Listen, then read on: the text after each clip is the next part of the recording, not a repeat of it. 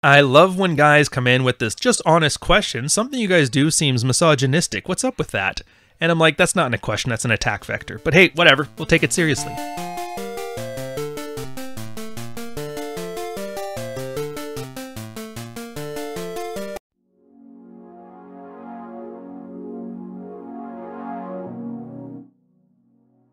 Welcome. Midswatch, Ryan, you guys been the channel, you guys know here, we're going over field reports, a lot of red-pilled concepts in the thick of things over the past 7 to 10 years. This one here, awesome. I can't say it because we're too early to start swearing on the channel, but yeah, it's like your goal here is not to F your wife, it's to become more effable. And this came from some random nobody, I don't know who he is, but he comes in with his, I don't understand this about the red pill. And you never take these questions seriously, because it's always somebody trying to walk in swinging his dick as if he's the authority and you need to appeal to him. He's asking for a sales pitch so he can shoot it down and feel important. Most of these guys, you just tell them to go fuck themselves. Well, I guess the cussing's out of the way.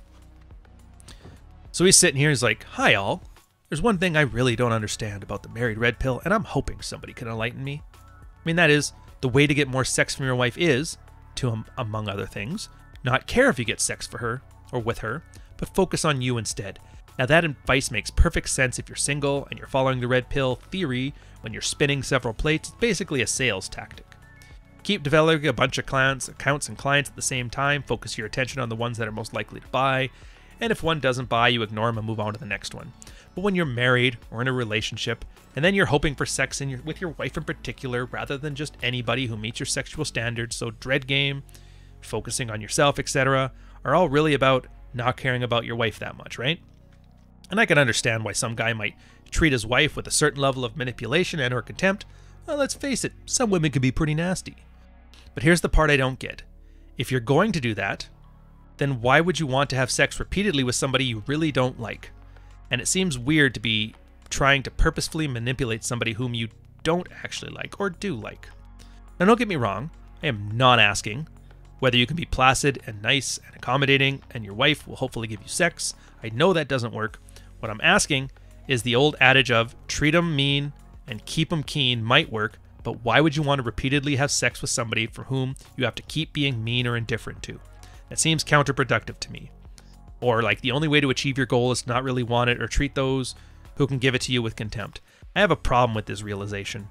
And it would make me resent the woman if I had to manipulate and push her like this. I would rather get sex only from somebody who gives it freely and willingly.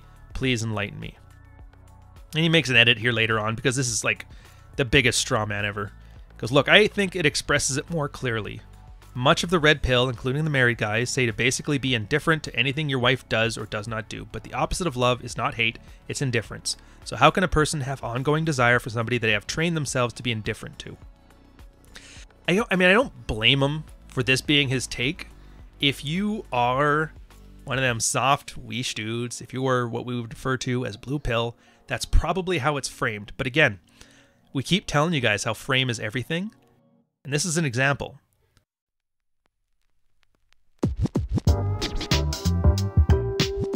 Just the idea of red pilling yourself in a marriage. That is the take of somebody who does not get it and will never get it. That's the take of women who see it. And you can never forget, this place will always be an unattractive mess. And if you don't know what I'm talking about, there's a great article out there from Whisper, which I really suggest you go look up and read, called Yes, Virginia, you do have to be an asshole. Simply put, it's a bug, not a feature, to think this stuff's misogynistic. So Jack comes in, because he loves taking the bait on this stuff. He's up there with like Rolo talking about the flagpoles. I am going to try and break this down in very explicit terms, mostly because it's late and I'm too tired to think of good synonyms. You want to fuck your wife, but she's not fucking you. You can't do anything about that though, not directly, not in the ways you were led to believe. Bottom line, your wife doesn't want to fuck you, because if she did, she'd be fucking you. You can't have a talk. It's not just a matter of communicating. It's not just a matter of, oh, I didn't know it bothered you so much when I left the towel on the bathroom floor, I'll stop doing that. Your wife knows you want to fuck her, but again, she's not fucking you. So obviously you're emotionally invested, And all the married red pill advice is basically, well, you can't control her fucking you, but you can control being a more fuckable person. So go do that. And the question isn't, how do I get her to fuck me? The question is, how do I become more fuckable? And let me blow your mind here. You can work on being more fuckable, even if you only care about fucking one woman. It's okay to want to fuck your wife, and only your wife, as you become more fuckable. It's okay to be doing these things because you hope that eventually you'll once again cross the threshold of fuckability you used to clear so easily. You're not mutually exclusive, despite what you're apparently been led to conclude. Again, you can't get your wife to fuck you. You can only be more of a fuckable person so that she would want to fuck you. But I'm saying this, and in saying this, I'm doing these things to be a more fuckable person. It would be great if I became fuckable enough for my wife to want to fuck me enough, but I can't control whether that happens or not. I can only control being more fuckable. Welcome to outcome independence. Fuck. I like it. And you know what? It even brought like all the old vets out. Strategos Autocrator. 6-pack abs, 6 feet tall, and 6 figures income, or they will never get a date.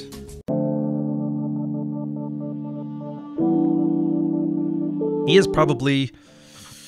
on the mod list, he's number 2, right next to a Solos. So he came, and I maybe saw him for like my first year here. So he's really old vet.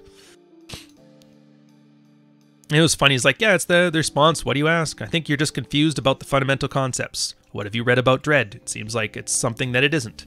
Instead of trying to reevaluate your definition, you're trying to argue back from a lot of your wrong assumptions. When I do dread, I don't do it out of indifference because my wife is a person.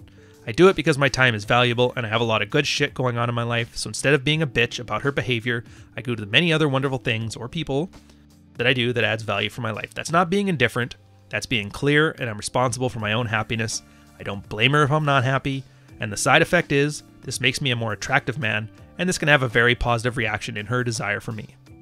So you think that just because we aren't seeking approval from our wives, that it means we're indifferent to them as people. And I used to struggle with this concept until I went through When I Say No, I Feel Guilty. And on top of him, another great one, Sorcerer King.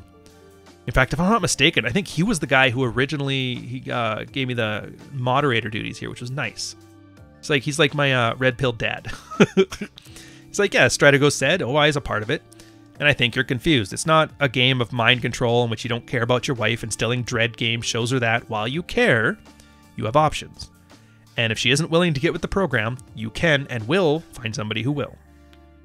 While I prefer my wife, if I became the best version of me that I could be by focusing on me, not her, and she's still not into it, it's time for both of us to move on. Dread Game reminds her that this is so, and that finding another person is a very real thing.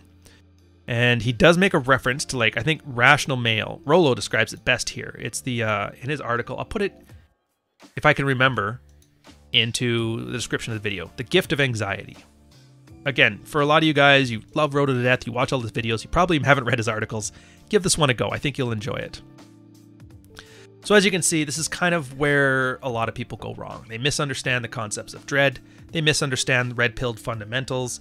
They misunderstand the framing or the mindset of a guy. And it's kind of like a perfect way of describing why blue pill is such like a feminine imperative. All that shit is bad. Because you're getting a grown man who's been given these grown men concepts to handle a grown man situation in his life, and he can't even articulate it in any way but in the feminine. And that's first hint when you see a guy who's being raised and is a defective woman. When you look at dread, they treat it as in like, what are you doing to her? You're not allowed to be mean to her. You're not allowed to get anxiety to her. But in reality, dread is not about her. It's about you learning not to be taken advantage of. You becoming more fuckable. You deciding that you're going to make a deal with yourself at some future date, like 12 months from now.